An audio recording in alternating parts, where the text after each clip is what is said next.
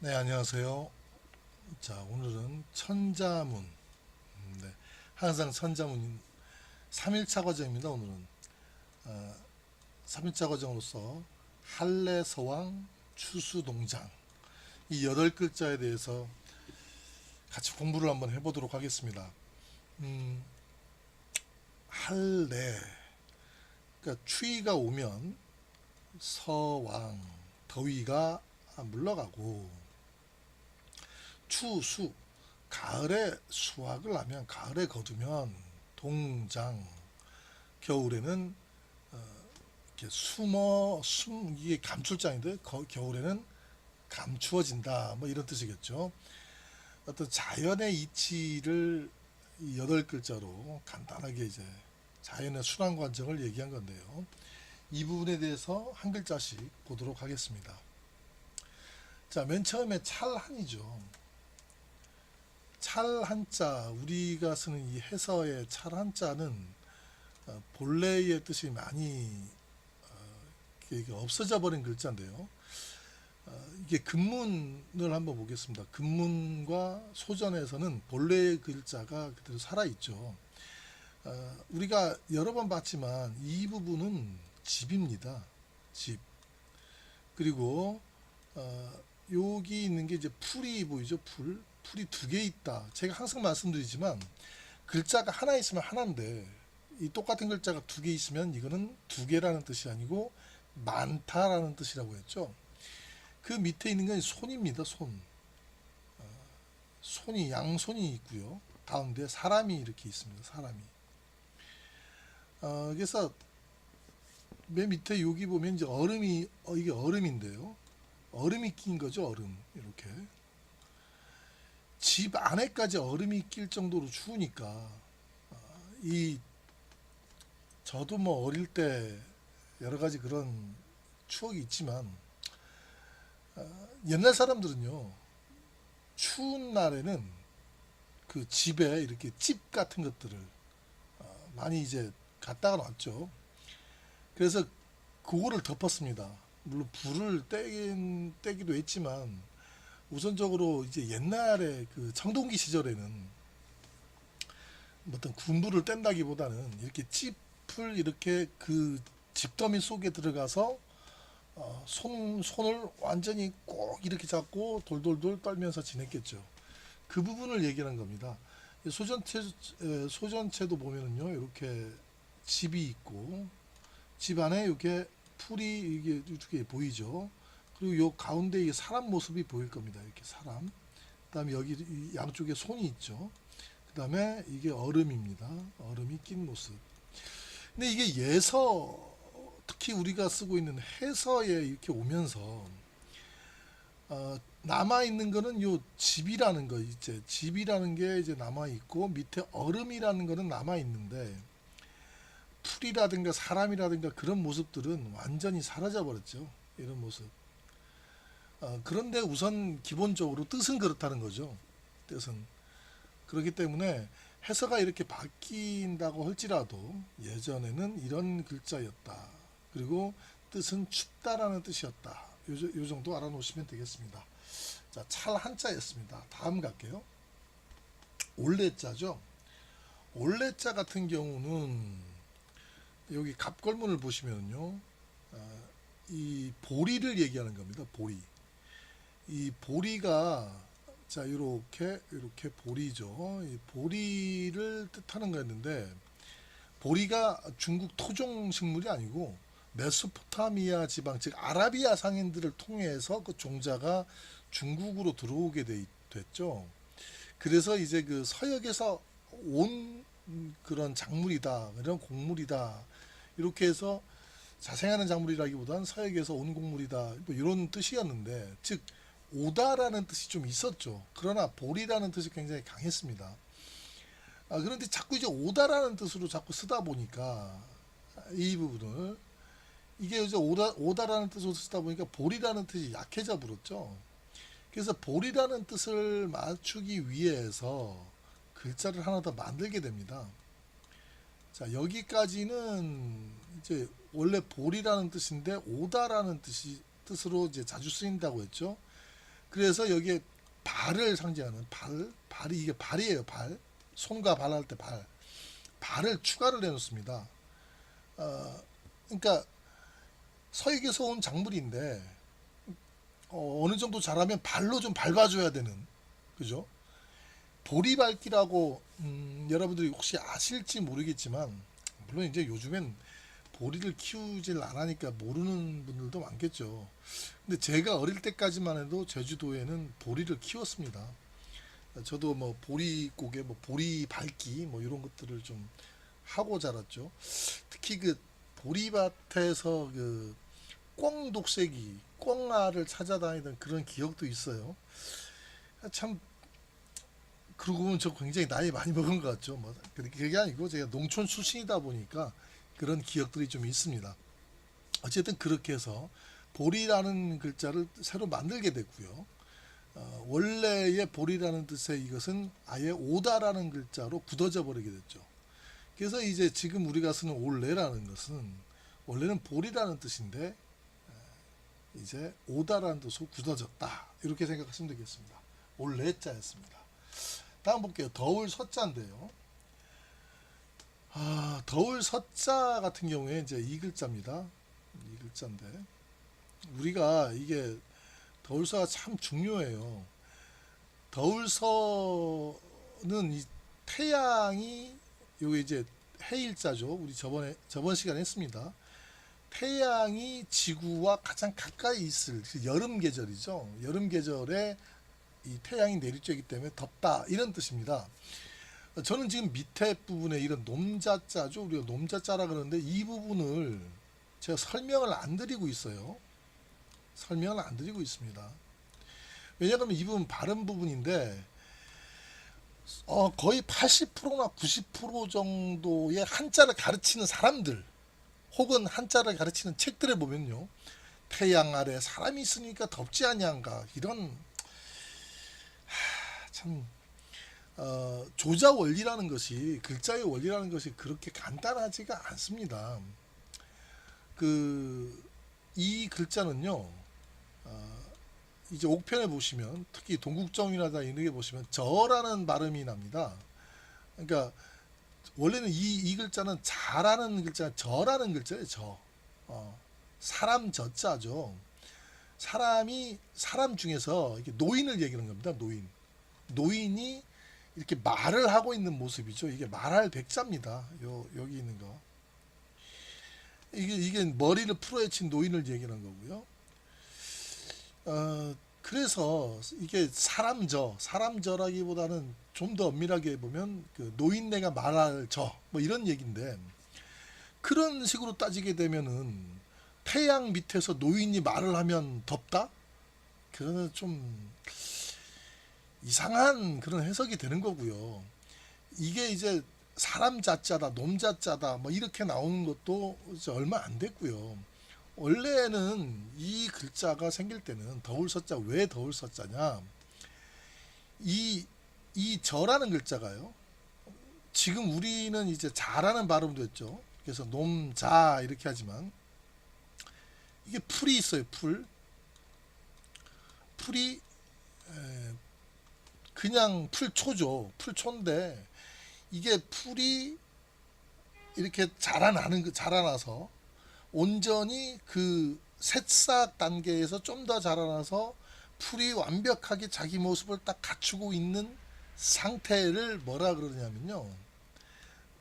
자, 나타날 저라고 합니다. 이 글자를 이제 붙여주죠. 그래서 이거를 나타날 저자라고 하죠. 즉, 풀은 풀인데 요러한 발음으로, 저라는 발음으로 나타나는 그런 글자다 이런 뜻입니다. 이게 또 요 그물망이라고 있어요. 그물이라든가 어떤 가두는 곳이죠. 이 그물, 즉 이 죄인을 갖다가 포박해서 가둬놓는 곳이라는 뜻인데 이러한 곳이 뭐냐 그러면 발음이 이 저 발음 비슷한 발음으로 나는 거. 자, 여기가 어떤 데냐 하면 이게 관청서자다 그런 거죠. 서. 이게 관이라는 것이 우리는 뭐 그렇게 크게 와닿지 않습니다만은 옛날 사람들 관이라 그러면요 다 무서워했어요. 관이라는 게. 왜냐하면 그 한자로 관청이다 또는 관청 서자다 그러면은요 뭔가 가두는 강제력을 행사하는 그런 곳을 얘기하는 겁니다. 즉 그런 이런 걸로 보면요 마찬가지 요게 이제 가장 이런 뜻이고 요거는 이제 발음으로 썼죠. 그럼 더울 서자를 봐도 이 태양이라는 것이 뜨거운 태양이라는 것이 이제 원래 뜻이고 이 밑에 있는 요거는 저 발음 비슷하게 나는 발음이라는 거죠. 즉 태양이 뜨거움을 나타내는 것 중에 발음이 요거 요런 거 비슷한 걸로 나는 거 이게 바로 더울 서자다라는 겁니다. 무슨 뭐 태양 아래 노인네가 이게 전혀 그런 거 아니고요. 또 놈자자니까 뭐 태양 아래 사람이 아니 겨울철엔 생각해 보십시오. 태양 밑에 있으면 따뜻하죠. 이걸 더울 서자라는 그런 개념을 그렇게 해석하시면 곤란합니다. 그래서 음, 이제 조사 원리에 맞게끔 형성 문자에 맞게끔 이 부분이 발음으로 돼 있다. 이렇게 생각하시면 더울 서자는 편하게 넘어갈 수가 있겠습니다. 더울 서자였습니다. 다음 글자 볼게요. 갈왕자입니다. 갈왕자는 자 오른쪽에는 자 이 부분이죠. 이 부분에 있는 이 왼쪽 부분에 요거를 한번 보세요. 요걸 보시게 되면 요거는 원래는요. 자 이런 글자였죠. 요렇게 이런 글자. 자 요거 보세요. 그럼 요거 사거리죠. 교차로. 여기도 길, 위에도 길, 여기도 길, 여기도 길. 다 길인데 요거를 반만 이렇게 잘라낸 거예요. 요건 없애버리고 요 반만 이렇게 잘라낸 게 바로 이 모양입니다. 이거를 참 한자 선생들이라든가 이런 심지어 어떤 뭐 책들에 이렇게 봐도 두인변이라고 해갖고 사람인이 두 명 있다 뭐 이렇게 하는데 그거 아니고요. 물론 이제 제가 말씀드리는 것이 꼭 맞다는 게 아닙니다. 저도 이제 뭐 틀리게 얘기할 수 있죠. 근데 저는 그냥 아마추어로서 여러분한테 그냥 좀 한자를 좀 더 알기 쉽게 제가 말씀을 드리는 거예요. 이 사람하고는 관련이 없고요. 이거는 이제 길이라는 뜻입니다. 길이고 요게 여기 주자가 보이죠. 이 주인 주자인데 주인 주자는요. 물론 주인이라는 뜻이지만 이때의 갈왕자하고는 전혀 상관이 없는 뜻이에요. 위에 있는 이거는 풀을 얘기하는 겁니다. 그 밑에는요 왕이죠 왕. 자 원래는 이런 글자였죠. 요렇게 해서 자 요건 임금이란 뜻이라기보다는 이제 귀족 고귀한 신분을 나타낸다. 제가 저번에도 말씀드렸는데 즉 그냥 일반인이 가는 게 아니고요. 자, 요 길이 있고 여기 풀이 있습니다. 자, 그러면 풀이 있고 길이 있다는 그런 얘기는 뭡니까? 놀러 간다는 얘기겠죠. 혹은 뭐 어떻게 좀 산책하러 가는 길일 수도 있겠고요. 아무튼 이런 귀족이 그 길을 이렇게 가고 있다 이런 뜻인데 그러면 왜 왕을 썼느냐? 이것도 발음이란 뜻도 있죠. 그러니까 이 글자의 발음이 요거다. 왕이라는 발음이다 이거죠. 뜻은 뭐다? 간다는 뜻, 길을 가고 있다라는 뜻이 있다. 이렇게 해서 생각해야지 이거를 뭐 사람이 뭐 주인 되고 주인 되게 가고 전혀 그거 아닙니다. 그래서 항상 이렇게 길을 가고 있고 요 발음은 여기는 왕이라는 발음이 난다. 그래서 갈왕자다 그렇게 생각하시면 됩니다. 자, 갈왕자를 한번 봤습니다. 그래서 이 네 글자를 보면요. 찰한, 올레, 더울서, 갈왕. 즉 추위가 오니까 더위가 간다 그런 뜻이겠죠. 요거를 이제 옛날 서당에서 읽는 것처럼 읽으면요. 어떻게 됩니까? 찰한 이게 되죠. 우리 하늘 천하지도 찰한 그다음에 올레, 더울서, 갈왕 이렇게 하는데 이거를 붙여서 하면은 잘한 올래 더울서갈왕. 한 번만 더 할게요. 잘한 올래 더울서갈왕. 자, 이렇게 하는 겁니다. 자, 다음 글자 볼게요. 가을 추자. 자, 가을 추자는요, 참 이것도 할 말은 많지만 이게 참 중국인들이 하는 거예요. 중국인들은 지금 그런 풍습이 없죠. 조상들도 그런 풍습이 없는데 중국인들이 뭐라고 얘기하느냐면요. 과거 이때 청동기 시절에는 자기네 조상들이 중국인들이 이렇게 이거 메뚜기입니다. 메뚜기. 이거 이제 불이죠. 메뚜기를 잡아서 불로 태워 먹는 그러한 풍습이 있었다. 그런 풍습이 있었다. 참 이게 묘합니다. 그러니까 묘하게 어떤 한자를 만든 민족은 집에서 돼지를 키우기도 하고 가을에 메뚜기를 이렇게 불살라 먹기도 하고요.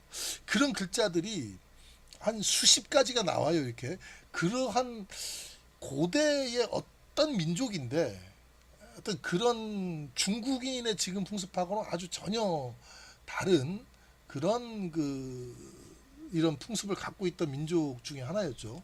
어쨌든 이 가을 추자도 가을이라는 어떤 그런 뜻을 나타낼 때 가장 상징적인 게 뭐냐? 메뚜기를 불에 태워서 먹는 계절이다.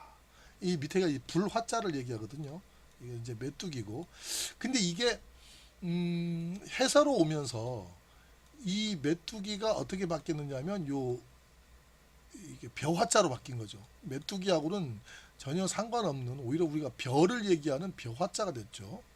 그리고 불화자가 이렇게 되면서 가을 추자가 됩니다. 근데 원래 이게 이제 갑골문이라든가 그 원래 글자를 보게 되면 메뚜기 밑에 불이 있어갖고 메뚜기를 불로 태워 먹는 모습이다. 물론 뭐 꼭 이거를 외울 필요는 없겠지만 뭐 그렇구나 그렇게 생각하시면 됩니다. 저는 제가 어릴 때는 메뚜기를 잡아서 불에 태워 먹었어요. 왜 그러냐면 그냥 우리 조상들도 그랬고 그런 풍습들이 있죠.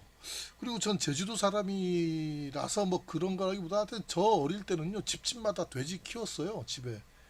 그래서 집에 돼지를 키운다는 거는 저는 제 기억에도 있고 상당히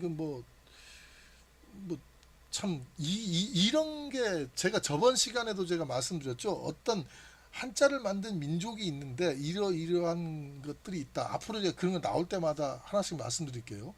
근데 중국인의 조상들은 없던 그런 풍습인데, 근데 뭐 이때 청동기 때 중국 조상들이 이랬다 그러면 나도 할 말은 없죠. 아무튼 가을 추자는 그렇다는 겁니다. 가을 추자였습니다. 그 다음 볼게요. 거들 숫자입니다. 이게 굉장히 중요합니다. 정말 중요한 글자인데요. 요거거든요. 이게 거들 숫자인데 요 오른쪽에 이거를 참 뭐 등글얼문이다 뭐 이렇게 해서 글얼문 이렇게 얘기하는데 그거 아닙니다. 요거는요. 이 글자를 읽는 이 글자는 앞으로는 등굴얼문 이렇게 읽는 게 아니에요. 칠복이라고 읽어야 됩니다. 증거가 바로 이겁니다. 증거. 요게 칠복자입니다. 이게 손이거든요. 손. 오른손. 손에 몽둥이를 이렇게 나뭇가지 이렇게 몽둥이를 들고 있는 모습이에요. 이게 뭔가 때리려고 하는 거죠. 그래서 이게 해서에는 이렇게 표현을 합니다. 이 칠복이에요. 칠복이라는 것이 오른쪽에 이렇게 쓰일 때는 자, 이런 모양으로 바뀌게 됩니다. 그래서 이거는 등글얼문이라고 읽는 게 아니고 칠복이라고 읽어야 돼요. 친다, 때린다는 얘기죠. 그 다음에 왼쪽에 보면은 자, 요렇게 해서로 이렇게 쓰인 거 있죠, 요거. 자, 요거는 얼글구자라고 읽습니다. 얼글구. 그러니까 얼글구자는 이제 발음으로 쓴 거죠. 때리는 건데 때리는 게 원래 뜻인데 이 구라는 그 발음으로 이렇게 나오는 거다는 그런 글자라는 거죠. 숫자입니다. 숫자. 그러면 왜 때리느냐? 두 가지 이유가 있는데요. 하나는 뭐냐면 작물을 키워서 그 나무를 좀 때려야 이게 떨어지겠죠. 지금도 이렇게 보면은 그 나무를 흔들어서 때려서 쳐서 또는 이 작대기로 이렇게 쳐서 수확을 하는 그런 종류들이 있습니다. 밤 같은 경우에 특히 그렇죠. 밤. 그 그런 쪽으로 좀 때린다는 의미가 있고요. 두 번째는 우리가 실질적으로 때린다는 게 뭐냐 그러면은 노예죠. 이때 청동기 시절에는요. 다른 부족과 전쟁을 해서 거기서 노예를 잡아옵니다. 그런 글자들이 굉장히 많습니다. 제가 나중에 가면 하나씩 하나씩 또 말씀을 드리겠는데, 그 잔인하긴 하지만 이때 당시에는 그게 생활이었죠. 자기네 부족이 유지되기 위해서는 그렇게 다른 부족을 정벌하고 노예를 삼고 그런 게 있습니다. 한 글자 한 글자 나중에 가서 그건 보여드리기로 하고, 그래서 그 노예들을 때려서 일을 하게 해서 걷어 온다는 그런 의미가 있죠. 그래서 이게 거둘 숫자입니다. 그래서 수금한다 이런 얘기가 있죠. 수금한다는 것이 돈을 거둔다는 얘기인데, 한자 뜻 그대로는 뭐 두드려 패서 돈을 걷는다 이런 얘기죠. 그래서 수금하러 왔습니다 하면 굉장히 위험천만한 발언이 되겠습니다. 그래서 저처럼 이제 한자를 아는 사람들은 수금하러 왔습니다 그러면 이거 좀 때리세요. 예. 좀 적당하게 때려 주세요. 예. 안 아프게 때리세요. 뭐 이렇게 얘기를 하겠죠. 자, 농담이었습니다. 자, 거두 숫자였습니다. 자, 그 다음에 볼게요. 겨울 동자인데요. 이것도 참 제가 좀 할 말이 많은데, 우선적으로 갑골문을 볼게요. 갑골문 이게 좀 소전에 와서 좀 약간 좀 많이 변했는데요. 갑골문을 보면은요, 요게 이제 이 소매에서 팔에 있는 그 한삼 뭐 이게 이런 부분인데, 근데 이게 왜 동이라고 하느냐? 이게 옷의 끝 부분이죠. 옷의 끝 부분. 이게 그러니까 이게 제가 얘기하는 게 아니에요. 이게 중국인 학자들이 얘기하는 건데, 그러니까 끝나는 부분을 이렇게 동이라는 발음으로 쓰는 그런 것이 이제 중국인 조상들은 동이라는 동 또는 똥이라고 발음되겠죠. 이것을 끝난다는 뜻이 있었다는 거죠. 뭐 걔네들 말에도 없고 풍습에도 없지만 하여튼 그래요. 그래서 요거는 이제 소매라든가 혹은 바지라든가 그런 끝에 부분을 얘기한다. 이런 게 이제 갑골문이에요. 이 금문도 그대로 갑니다. 요것도 금문도 그대로 가는데 소전에 와서 많이 바뀌게 되죠. 요거는 비슷하게 남은 것 같은데, 예, 얼음이 추가가 되죠. 이렇게 얼음이 추가가 되고, 요거 같은 경우에는 뭐 지푸라기를 묶은 것 같죠. 근데 이게 원래는 이렇게 사람의 신체 부분이거든요. 이렇게 팔 혹은 다리라는 부분인데, 신체 부분을 이제 정확하게 얘기하고 싶기 위해서 이 해서에서는 이렇게 이거는 사람이 다리를 얘기하는 거거든요. 다리, 발, 발이다 발. 그래서 이 소전체처럼 이게 집이 아니고 이거는 원래가 이런 것의 원리를 따르는데, 이게 이제 얼음을 추가를 시켜놓은 거죠. 이게 얼음이란 뜻입니다. 얼음 빙자죠. 여기도 얼음이란 뜻입니다. 즉 발에, 이거 발이라 그랬죠. 발에 얼음이 끼는 이러한 계절을 동이라고 한다. 계절의 끝자락이 또 이 동이죠. 그래서 이게 이제 팔의 끝, 다리의 끝, 요 부분들이 바로 끝 부분이란 뜻인데, 계절의 끝 부분이 바로 이 동이라고 한다. 여담이지만, 이게 정말 여담이지만요. 참 끝부분이다 그러면은 저도 참 할 말이 많아요. 할 말이 많은데 그냥 쉬운 얘기 한마디만 할게요. 우리나라 말에 지금도 순우리말이에요. 이게 뭐 한자가 아니고요. 순우리말 중에 우리도 남아있는, 지금도 우리가 쓰고 있는지는 모르겠지만, 우리가 혹시 밑동이다 뭐 이런 거 들어봤어요? 밑동. 이렇게 밑은 밑인데, 밑, 이게 아래라는 얘기죠. 밑동. 뭐 이런 단어가 있어요. 뭐 모르는 분들은 많겠지만, 그러니까 이런 단어뿐만이 아니고요. 이게 지금도 그 수많은 단어에 이 우리는 동이라는 이런 것이 살아 있거든요. 이게 좀 어떻게 설명을 해야 될지 모르겠지만 이런 글자들이 굉장히 많습니다. 그래서 과연 이게 한자를 도대체 누가 만든 것인가, 이런 우리가 고민도 좀 해봐야 돼요. 아니, 근데 여러분은 고민할 필요 없습니다. 그냥 제 중국인이 만들었다 속 편하게 생각하십시오. 좀 더 깊이 연구하실 분들은 나중에 한번 논문을 한번 써보시기 바랍니다. 겨울동자였습니다. 자, 다음 글자 볼게요. 감출장자입니다. 이게 감출장자는요, 참 이게 신기한 건데, 감출장자 밑에 있는 요 부분을 볼게요. 요 부분, 요 부분. 그러니까 이 부분이 발음 부분이거든요. 발음. 이게 두터울 장자입니다. 두터울 장자. 여기 보게 되면요. 자, 요게 지금 갑골문이에요. 그 다음에 요게 눈깔이에요, 눈깔. 눈깔은 이게 신하를 얘기하는 겁니다. 신하. 신하 신자가 우리 지금 회사는 이렇게 쓰잖아요. 이게 이제 눈알이라는 모습입니다. 눈알을 얘기하죠. 근데 왜 신하 신자가 됐느냐 그러면은 왕의 일거수일투족을 지켜보는 거죠. 그래서 이게 한자에 표현되는 신하라는 것은 왕한테 아첨하는 것이 아니고 왕을 감시한다는 거죠.